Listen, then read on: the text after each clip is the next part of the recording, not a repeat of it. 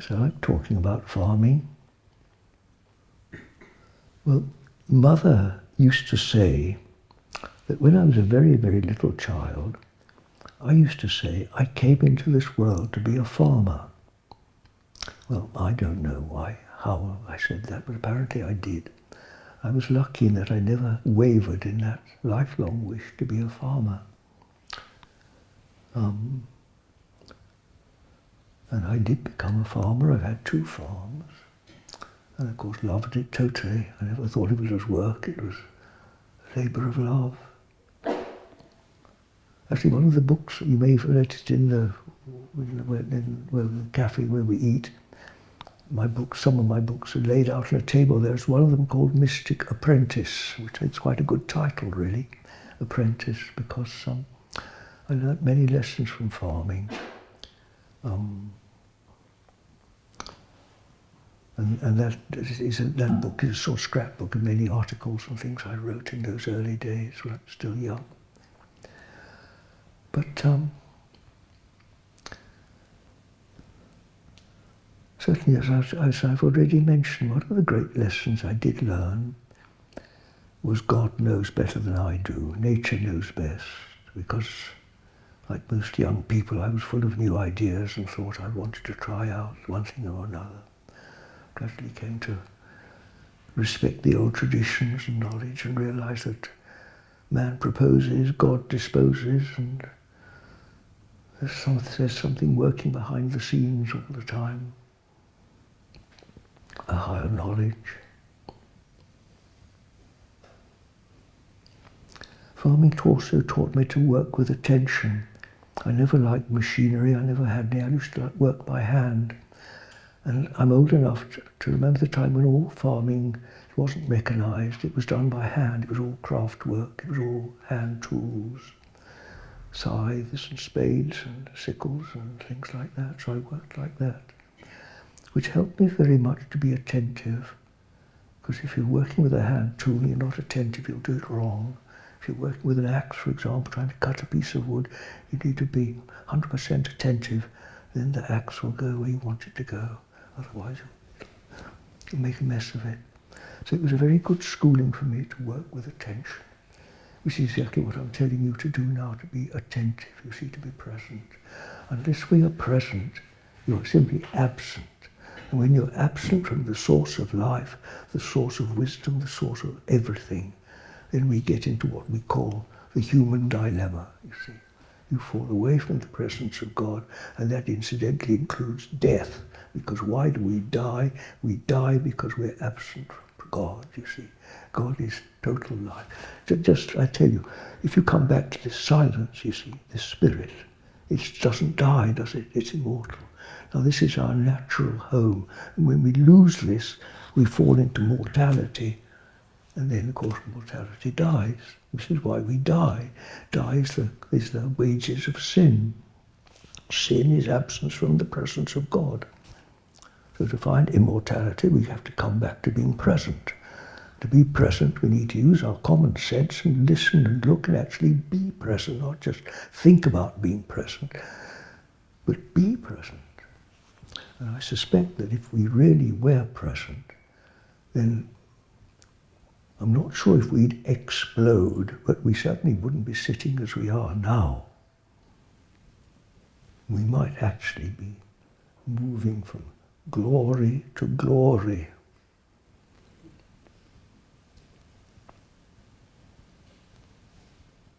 Remembering that you're dealing with the infinite, and we are very finite creatures, aren't we?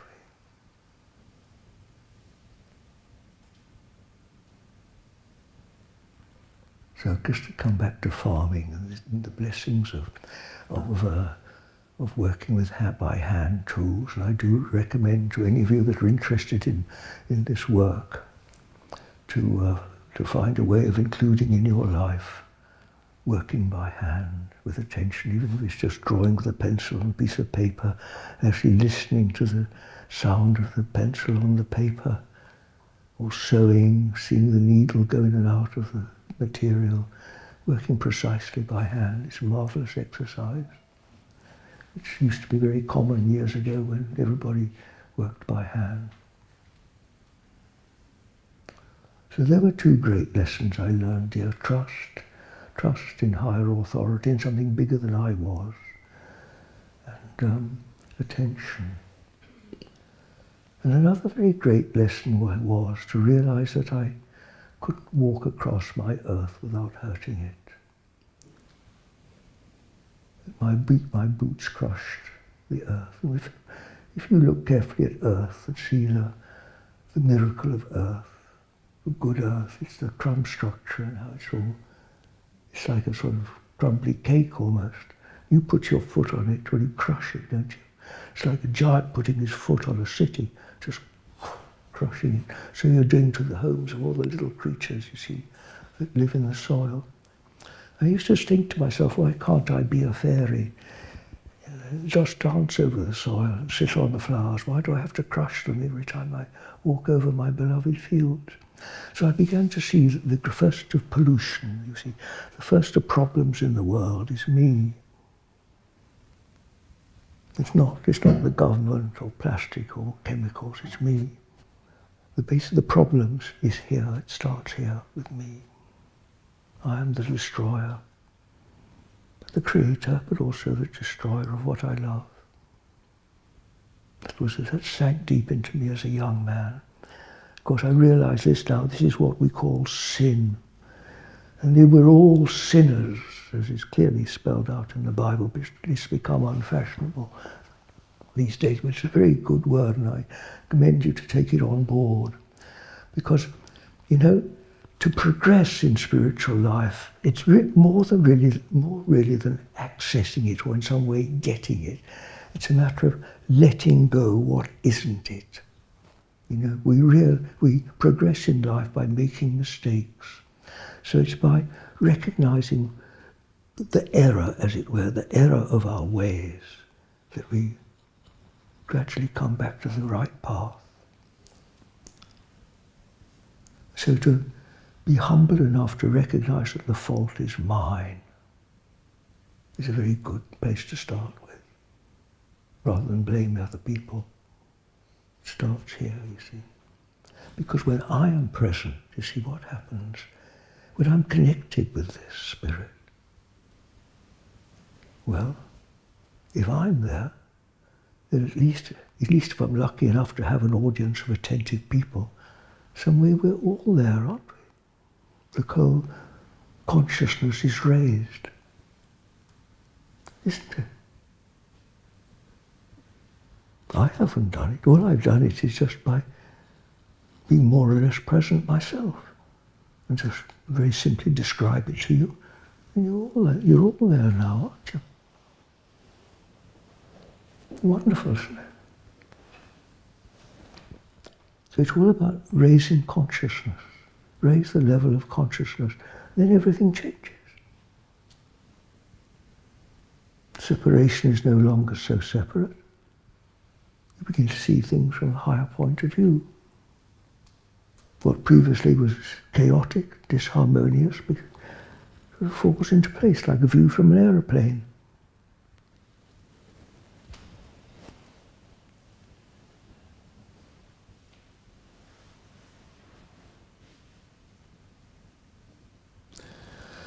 And then, you see, as life moved on, farming gradually expanded, dear.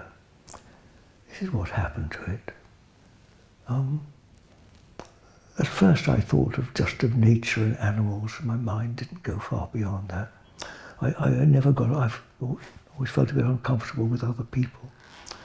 But gradually, farming widened to include the human situation. As I began to realise that the central problem is me, then that widened to include the whole human situation, you see. And this great question of what can I do, how can I best serve the world I love, which incidentally I put on the back cover of my second book, Mystic Approaches. How can I best serve this world I love? Because a farmer's duty really is to serve the world, isn't it? by now I was already realizing that the first duty of a farmer is to raise the consciousness, you see, first of all of myself. I was meditating by then of the soil, you see, by not damaging the soil, but by looking after my soil so that all the little bugs in the soil were not crushed, but were enlivened by feeding them and nourishing them in a way that the soil became ever more and more alive, so you could almost walk off by hands, the soil was so alive. And therefore the vegetables that were grown on it were alive, they all carried this life force. So that's the way society is nourished, isn't it? If you want to make a healthier world, you tend to the food, make the food healthier. Healthy food comes from healthy soil, and it all comes back to this life force, which is spirit, which is found, first of all, when the ignorance of John Butler is got out of the way, you see.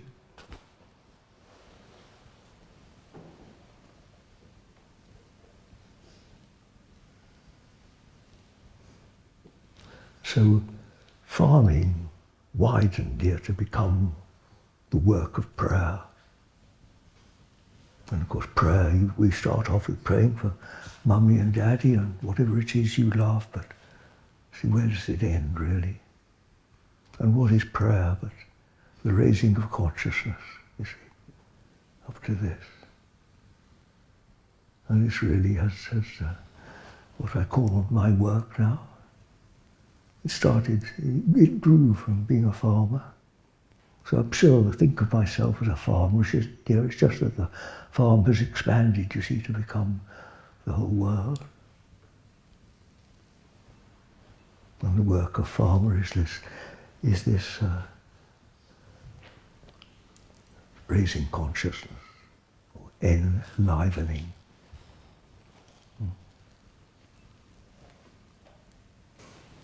Well, yeah, I don't know any better than anybody else, do I? Why should I? Who knows what angels are? What I can tell you, dear, is what I've figured out in my own life. And if I'm wrong, forgive me. But I always thought angels were those that did the will of God. So what is not angelic? I think, to the pure, all things are pure.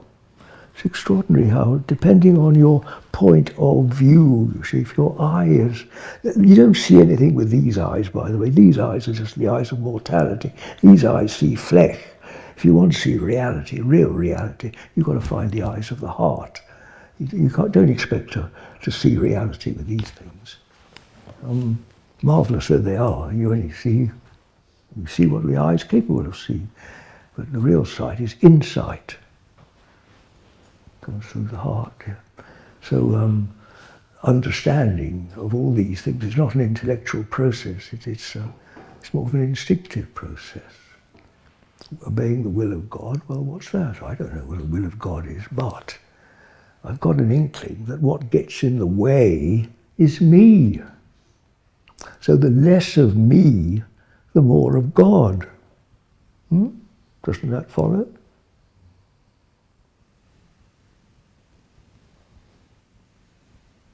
Look, if I open my mouth, what's inside? It's dark, isn't it? You can't look through. Is there a shadow on the wall? Is there a shadow behind me? There is, isn't there, you see? That is my, John Butler's, work of darkness.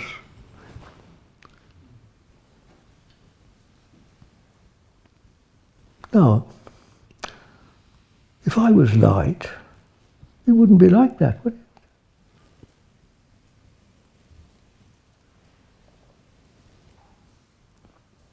I'm afraid for all its wonderful attributes, this body, Jesus says, remember, the flesh profiteth nothing. It's a big one to swallow, isn't it? The flesh profiteth nothing. When we're young and beautiful, it's a very difficult one to swallow. When you're old like me, it begins to mean a bit more. See, the flesh is a work of darkness. It's full of darkness and corruption. Maybe the angels are creatures of light, or at least of more light than I am.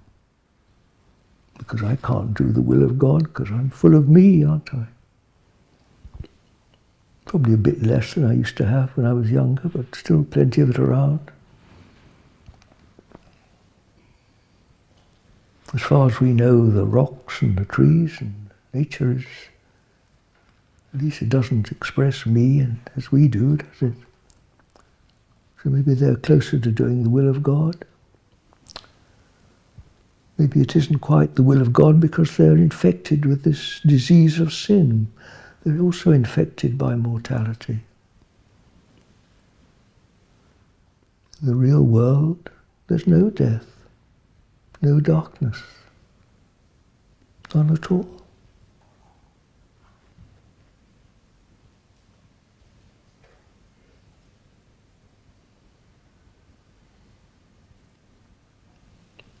I smiled yesterday when someone was talking about our direction. You know, this looking for a new direction. There's one direction we're all absolutely can't escape, dear. You're all going to die. It's the one certain thing. We're on the highway to death, dear. So what matters most? What about this old-fashioned thing to save the soul? What's that all about? Instead of trying to save this sinking ship of humanity and the world, how about saving the soul? What do we mean by that? What is it here that's...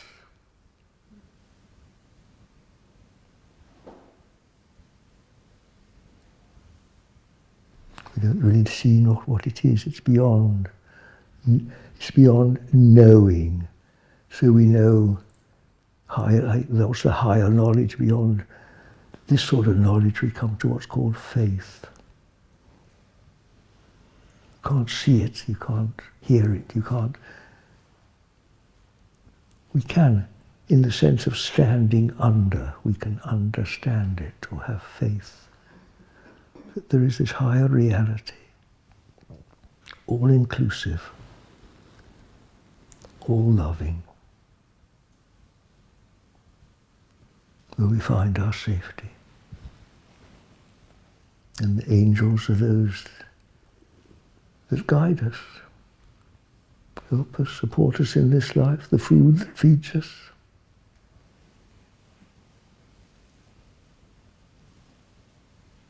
Who knows, dear? The more you try to define it, the more you'll kill it. You see, we'll put it into our little boxes.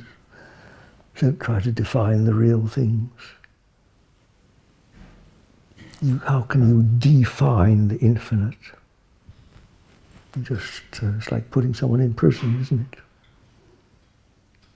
Putting an animal in a cage.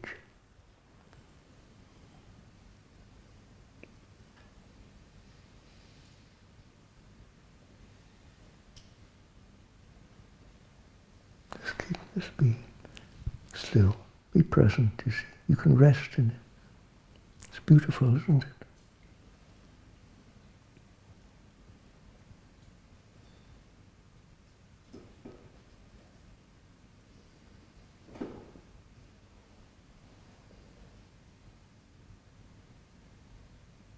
This life goes on, doesn't it?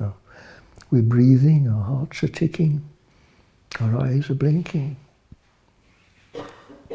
moving a bit. And it takes place naturally, effortlessly. The leaves just stirring in the breeze. The year draws on. The world of change and the world of changelessness.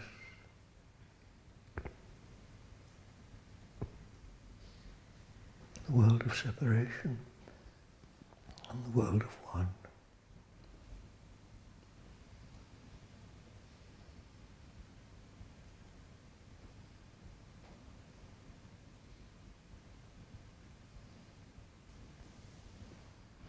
I ask for questions, but I realise that when we are present, strangely enough, there are no questions, are there?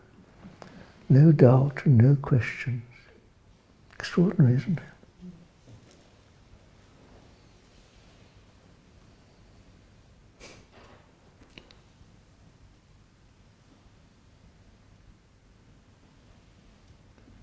Complete.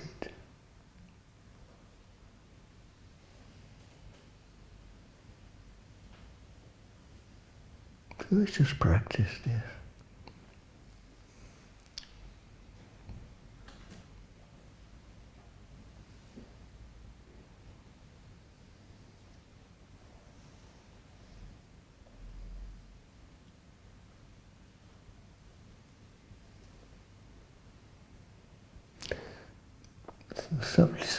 Some of you that came for meditation early this morning, afterwards somebody said to me,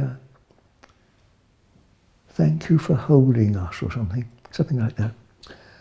And I said, I didn't hold anybody. It's more a matter of we are held, isn't it? I'm not holding you, am I? You are held, aren't you? We are held. That's the reality of it. All I've done is just, I wish I could be more so, is sort of remove as much as I can of myself, get out of the way. The less of me, the more of God. It really is true, you know. Marvellous thing. God knows, and I do not. It's a huge relief, you know. It just takes the responsibility off your shoulders, which are not capable of carrying it anyway, are they? And somebody else at lunch was talking, just forget what he said. Oh yes, struggling to, realise that his own efforts to get the world right weren't being too successful. And then again, very interesting words of Jesus, you see.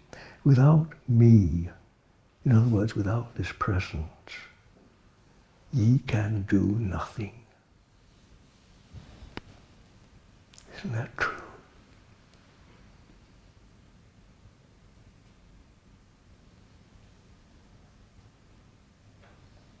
There's the world of absence, isn't there? Of me, just lonely little me trying to sort out my life. And there's this, holding this invisible hand.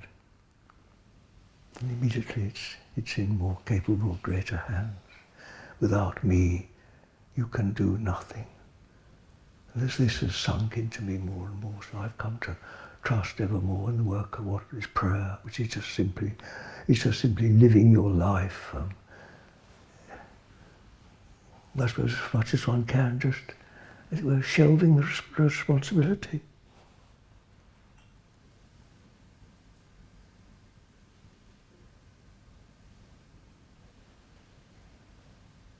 Of course, to begin with, we start off by saying, God bless Mummy and Daddy, but then we gradually might talk a little bit less, listen a little bit more.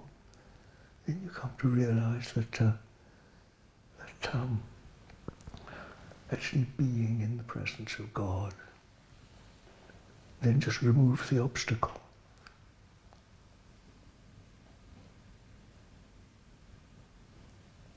Again, interesting that the very first recorded word of Jesus is repent. See, what is repenting? It's just turning back, you see. Turning from this to this.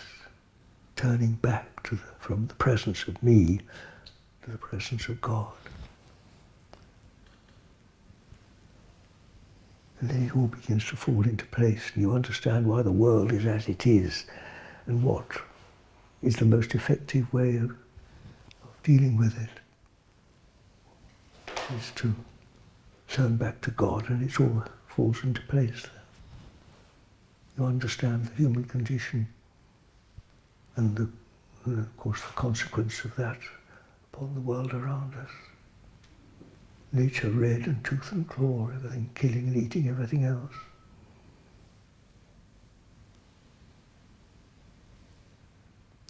beautiful though it is, see, this world is but a shadow of the real beauty. It's a shadow world.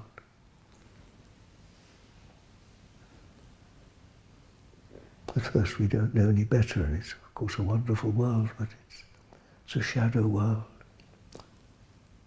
In the real world there's no death and no darkness, I assure you. Absolutely guaranteed. Yeah? Seek and ye shall find. That's all I've done, just practice meditation. Gradually it's been revealed. Real things are revealed, you don't learn them, they're just revealed. It's like climbing a mountain, you see the higher you go, the view opens up. That's how it works. Gradually you see more.